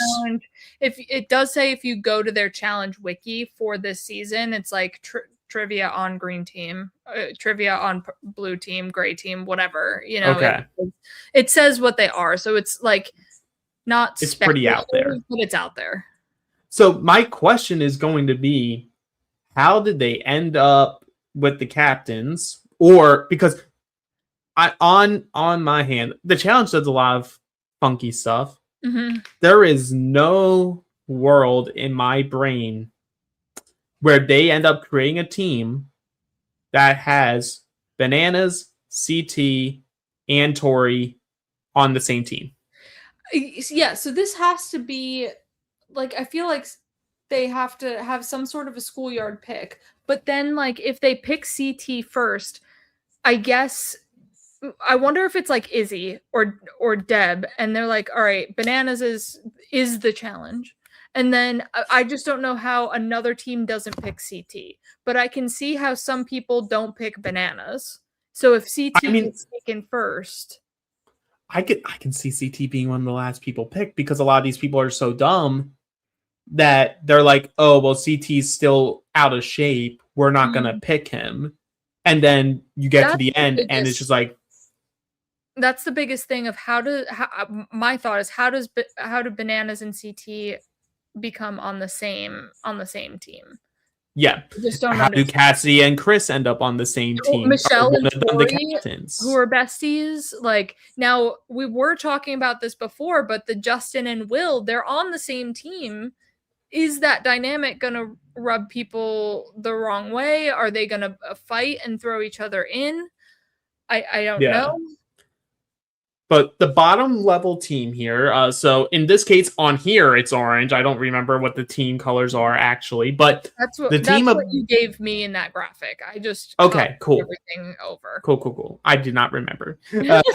But the orange team of Banana, CT, Deb, Izzy, Justin, Michelle, Tori, and Will. On paper, I would say this is the team to beat. This is the team that you don't want a majority of them getting to the final together, because they will all do very well in the final. Because like Bananas, great in the final. Worst you really will ever see him get is third place, and that's when it's individual. CT, if he sheds that weight, killer in the final. Deb, unknown. Izzy, unknown. Justin could be good. We don't know. Endurance is high. Endurance is high. Michelle almost won a season, one of the harder finals to date. Tori has won a season and is one of the best well-rounded players here. And Will is loyal and will be a grunt. Mm-hmm. Like, there's a lot of strength here. It's going to be how much are they going to be clashing heads over, like, who's in power and the bananas of it all, essentially. Because you have CT that butts heads with bananas. You have Michelle. You have Tori, who all butt heads with bananas. So it's and then Izzy too. Izzy, and then if you're introducing the fact of, the captain can take all, well, shoot. That really puts bananas in the hot seat this season. But right, because you're going to have bananas being like, well, I'm going to sabotage stuff so that I can, in a way that's going to benefit me, not the team, because I want to be the captain once final hits. Yeah. So we shall see. The team that I'm like, y'all going to struggle a little bit. I think it's the blue team. That's what I was gonna say too. So that we have Annalie, Brad, Cedric, Cara, Josh, Letty, Nelson, and Riley. I just think with Chris Underwood, Corey, Leo's pretty solid, Nerese, Sydney, Cassidy, like a lot of these people are more even than I think that the top people are. I think Brad is kind of mid. Cedric is like pretty good. Cara is of the top tier. I think Josh is going to be a hothead. Letty, could that dynamic? Could Letty be also the female hothead? And then Riley, not really knowing much about her. I don't know. I just feel like I don't have. It just has the most unknowns. It has the most rookies by far of any of the groups. Which, again, I'm just going to be fascinated once we can finally see the episode. How were these teams formed and why? Because, like, you sort of have the levels of, like, this team with a bunch of unknowns. So we do not know how they're all going to work together. But there's some that I'm like, I am a little fearful for you. You have the grayish team where I'm like, all like pretty average to above average, but great team. Adrienne, Cassidy, Chris Underwood, Corey, but a bunch of people who don't really have relationships with each other. Yeah, that's true too. Like they don't have that those connections. I think Nerese and Corey, Chris and Cassidy are going to be your strongest connections. And I feel like Sydney will flock to Cassidy 100% because, they're both new 45ers who started on Blue Tribes. Chris Underwood, also Blue Tribe gang. I don't know. Blue Tribe gang. But and Orange has the most experience, but also the most volatility in terms of like the bananas of it. Are they going to be gaming the game? Mm-hmm. So it's very interesting. Like on paper, Orange is the best, but like literally any of these teams could implode in a moment's notice. Mm-hmm. Agreed. So thank you for anybody who has stuck around. If you got 2 hours, 2 minutes and 53 seconds in here, I want you to comment the timestamp and then just say who do you think is going to win the challenge, and also tell McKenna to stop saying tribes. Yes, we will get there. I'll get out of a Survivor mindset because we still have one more episode of Bitter or Better left on Wednesday, and then Thursday will be our official coverage of the challenge, starting with some episode recaps. So we are really excited. Again, John will be joining us for the season. It's going to be a great time. Thank you, Alex, for doing this season with us. It's going to be so much fun and can't wait to continue our coverage of the challenge. So see you next Thursday for the challenge, but Wednesday for Bitter or Better. Goodbye, everyone.